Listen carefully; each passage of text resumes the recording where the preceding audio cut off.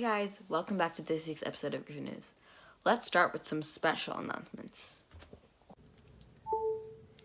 Happy Asian American Pacific Islanders Heritage Month, or AAPI for short. Did you know that we have over 100 books with AAPI protagonists here in our library? You can find the complete list and choose one to put on hold in Destiny Discover collections. Here's a few that are new ones and soon becoming favorites. This one, Dragon Hoops, is by Gene Yang. Many of you are familiar with him already with his graphic novels. This is another one. Another is The Land of Forgotten Girls by an author named Erin Kelly. She writes about sisters that are Filipino. And this last one just came in. This is called All-American Girl, Almost American Girl, and it is about a Korean American new to our country navigating school. Again, another graphic novel. So, put them on hold, check them out, and happy AAPI Heritage Month. Hey Griffins! This week we have a floral themed spirit day. On Friday, May 7th, be sure to wear your floral attire. You can wear anything depicting flowers, plants, or bright colors. Remember to submit a photo of yourself in the Students Activities page on our school website. Don't forget to dress up on Friday. We're looking forward to seeing your spirit wear, Griffins. Bye!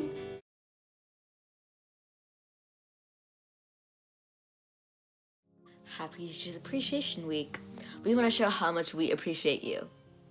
You all work so hard to make sure that we have a good school experience, even virtually.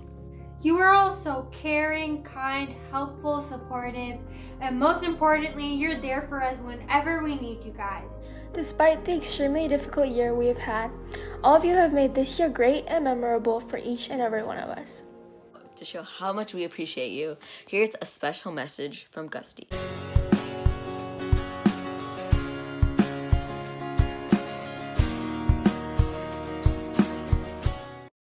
Again, a big thank you to all the teachers here at Gale Ranch. Now, let's go to Vanvi.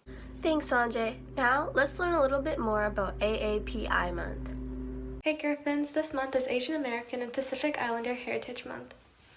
This month is a time to recognize the contributions and influence of Asian Americans and Pacific Islander Americans to the history, culture, and achievements of the United States. Many countries celebrate and are included in this month. Just a few examples are China, Japan, Indonesia, the Philippines, India, Pakistan, Bangladesh, Sri Lanka, Nepal, and Bhutan, and there's so many more. You can celebrate yourself by watching a movie that may have been produced by an Asian person or reading a book that has connections to Asian culture and origins. Thanks for watching. Bye, Griffins. Wow, I did not know all of that. Anyways, now to Isabel. Thank you, Vanvi. Here's our weekly interview with a teacher. Hey Griffins, today we have an interview with Mr. Johnson. Yeah, hello. Good to see you guys. Our first question for you is, what's one fact about you that not many people know? One fact.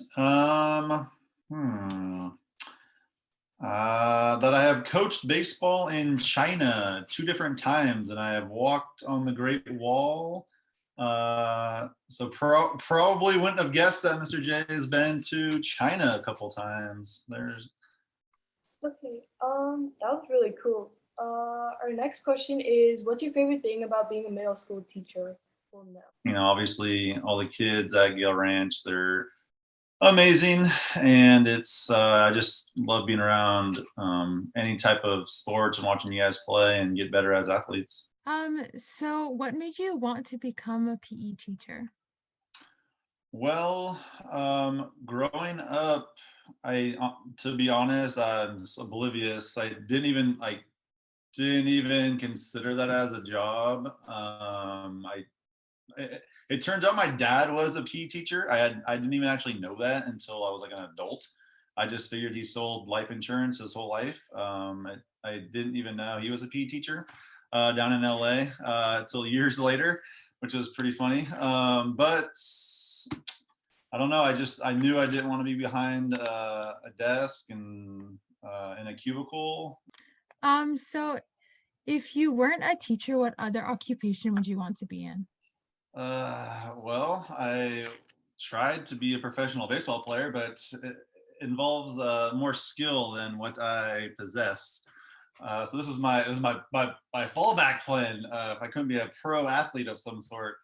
No, I don't know. I ask myself that all the time. If I wasn't a teacher, I Our next question is, what is a sport that you plan on teaching to your daughter?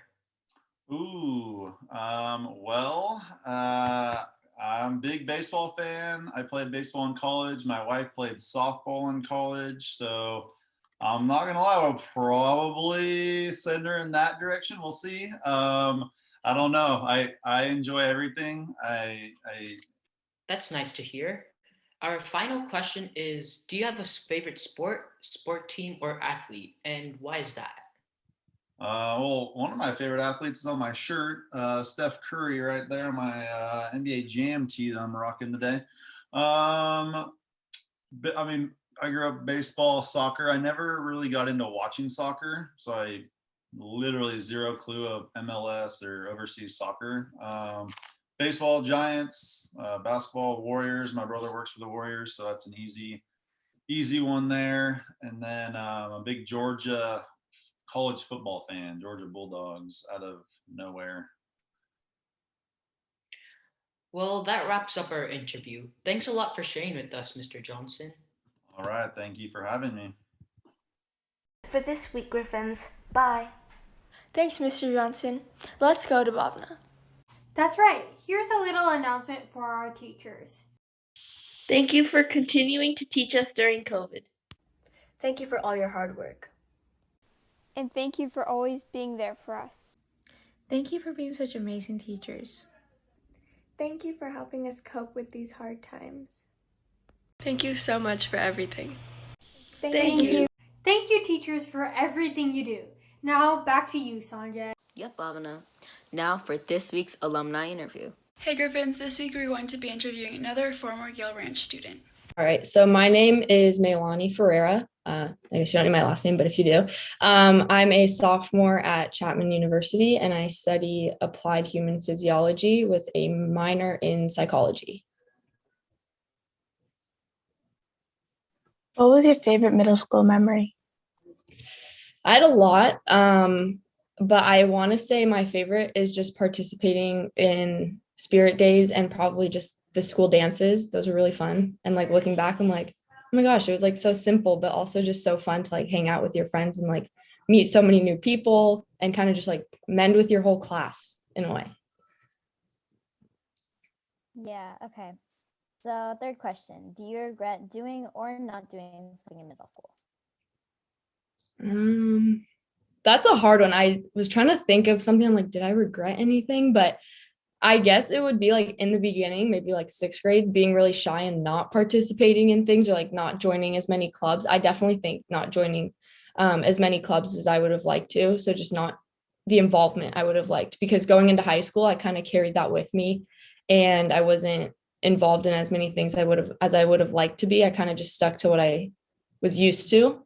So I would say, yeah, involving myself in more things around the campus. Cool. What do you participate in now? Like what activities? Yeah, right now, as Miss Crystal mentioned, I play lacrosse for Chapman University. So that's basically my whole life right now. It's very time consuming. So lacrosse and not much else around campus here just because of COVID and that type of thing. But I am signed up for some clubs next year that have to do with my major. So a health science club, and there's a neurophysiology one that I'm also planning to sign up for. So just some like clubs that do with my major and lacrosse. Okay. Do you have any advice for the current middle school students? Pertaining to what I said earlier about spirit days, I would say participating in as many things as possible. It's so weird, like looking back in high school, it's like you don't remember every single spirit day, but you remember, oh my gosh, I remember dressing up for this day and this day. So I would just say involve yourself as much as possible, because you may feel like it's dumb at the time or like it's embarrassing to dress up a certain way, but it's something you'll remember forever. Like, oh my gosh, I remember this day we did this. And nobody really remembers like exactly what you wore. So it's not like going to be embarrassing later, and it doesn't matter, but it's fun in the moment. So I would say just involving yourself in spirit days and having fun, let loose kind of thing. And for our last question today, do you have any special teacher shout outs that you want to give?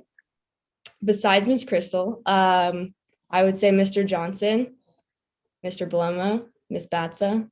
They're all my homies. I like them. So long ago. If Miss Tagupa's still there in the office, hey, Miss Tagupa. I don't know if she's still there, but yep, that's about it. Okay, that's all we have for today. Thank you so much for joining us. Yeah, of course. No problem. That's all for this week. Bye, Gryphons. Thank you. Now to line up with Choose your hero. Let's watch. Hey Gryphons, this month we'll be celebrating Asian Pacific Islander Month. We'll be telling you about two different people, Grace Lee Boggs and Josefina Yanez Escoda. Our first contestant is a woman named Grace Lee Boggs. She's an American author, philosopher, and social justice activist. She received a PhD in 1940, but was unable to find a good paying job because of her race and gender. When she moved to Chicago, she found a well-paying job that valued her talents and understood her statistics. In 1941, she participated in the March to Washington, and that led her to be an activist for the civil rights movement. Josefa Yanez Escoda was a Filipino civic leader, social worker, founder of the Girl Scouts in the Philippines, as well as an advocate for women's suffrage. During World War II, Josefa and her husband played a large role when Japan invaded the Philippines. They supplied medicines, foods, clothes, and messages to the prisoners of the war. In the 1940s, she began to train young women to become the first Girl Scouts in her country. These are two talented Asian Pacific Islanders. Make sure you vote for your hero in your grade level classroom. Both heroes are amazing, so don't forget to choose your hero. Let's go to Isabel. Yeah, Varvi, let's learn a bit more on cultural traditions. Hey Gryphons, this week we had people share their traditions and culture for Asian and Pacific Islander Month. First, we have Izzy telling us about one of her traditions. Hi, my name is Izzy. I am Filipino, and my favorite Filipino tradition is called a debut. A debut is when the girl turns 18, and she invites all these people and has this big party. And within these people are 18 candles and 18 roses. 18 candles is basically 18 special women in her life who give a speech for the celebrant. And then the 18 roses are 18 important guys in her life, and they all dance with her. And I think this is a very special and important tradition because it's celebrating her being 18, and every debut that I've been to has been a meaningful one. So, yeah.